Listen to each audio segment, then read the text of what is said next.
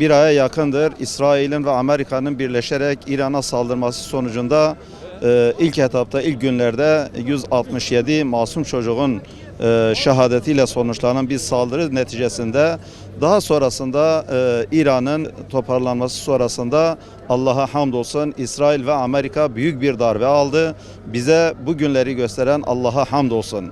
Evet, yıllardır Amerika ve İsrail sürekli bir şekilde özellikle kutsal ay olan Ramazan ayında Müslümanların kutsallarını çiğneyen, Müslümanların hiçbir kutsalına değer vermeyen bu zalim, haydut ve alçak kafirlere İran'ın vurmuş olduğu bu güzel darbelerden dolayı şu an onları dize getirmiştir. Biz inanıyoruz ki Müslümanların vahdete kavuşmasıyla beraber İran bu vahdeti oluşturacağına da inanıyoruz.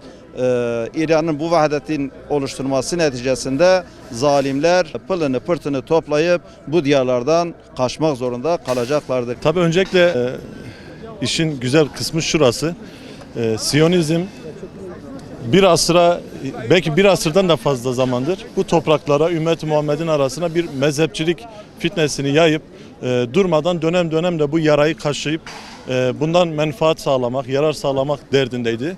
Ama elhamdülillah bu tuzakları şu anda kendilerinin başlatmış olduğu bir savaş neticesinde terse döndü ve ümmeti Muhammed arasında tüm farklılıklara, tüm ayrılıklara, tüm farklı görüşlere rağmen bir vahdet düşüncesi yaygın bir şekilde ilerliyor. İnşallah bu daha da ilerleyecek ve ümmeti Muhammed'in birliğine vesile olacak diye ümit ediyoruz.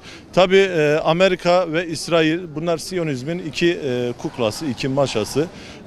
Bunlar yani bir asırdır istedikleri toprağa giriyor, istediklerini yapıyor. Yani yakın zamanda gördük Venezuela devlet başkanını gidip alıp tutukladılar.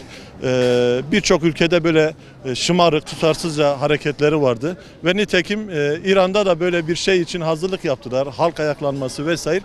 Ancak gerek İran halkının birleşmesi ve İran'ın gerek İsrail'e gerek ABD üslerine karşı yapmış olduğu muazzam saldırılar neticesinde beklenmedikleri bir tepki aldılar. Çok büyük zayiatları var. Tabii bu ümmet-i Muhammed'e de bir sevinç kaynağı oldu. Demek ki yıllardır İsrail ve Amerika'yı biz gözümüzde çok büyütmüşüz. İsrail işte vurulmaz, demir kubbe var, İsrail'e kimse bir şey yapamaz. Amerika işte bu topraklarda üsleri var, kimse bir şey yapamaz. Bunların hepsinin işte Gazze'lilerin İsrail için söylediği örümcek ağı benzetmesinin ne kadar doğru olduğunu gördük. Demir kubbenin de bir örümcek ağı olduğunu gördük. Nitekim İsrail bir aydır İran'ın füzeleriyle baş edemiyor. İnşallah devamı gelir. Ben yani şahsi görüşüm, Şeyh Ahmet Yasin'in bir sözü var, onunla bitireyim. Tarihsel bazı olaylardan bir çıkarımda bulunuyor ve diyor ki 2027'de İsrail yok olacak. 2027 yılı İsrail'in yıkılış yılı olacak diyordu Şehit Ahmet Yasin. Yani inşallah bu süreç onun başlangıcıdır ve bizler önümüzdeki sene İsrail'in yıkıldığını görmüş oluruz. Şeyh Ahmet Yasin'in bu sözünün tecelli ettiğini görmüş oluruz. Rabbim ümmeti Muhammed'e o günleri göstersin diyoruz. Bu direnişi tüm toplum olarak zaten iki ayrı ülke bile olsa toplumlar bir aradalar ve bunu çok güçlü bir şekilde cevap verecekler. Biz inanıyoruz ki bütün Müslümanlar birlik, beraberlik içinde bu bölgedeki Siyonizm ve Amerikan emperyalizmini karşı durup bunları bu bölgeden gönderecekler. İnşallah bu başarıya ulaşacak ve bütün halkımızı, bütün yöneticilerimizin hepsini bu dirayetli bir şekilde durmalarını istiyoruz ve bu çıbanın, bu İsrail çıbanının bu bölgeden sökülüp atılmasını istiyoruz. Bu bir aylık dönem gördüğümüz zaman görüyoruz ki onlar yer altında o korunaklı yerlerde bile korku içinde beklerken İran'da görüyoruz haberlerden de sokaklarda insanlar. Yani bu hakkı haykırmanın ve kimlerin işgalci olduğunun, kimlerin korkak olduğunun bir göstergesi.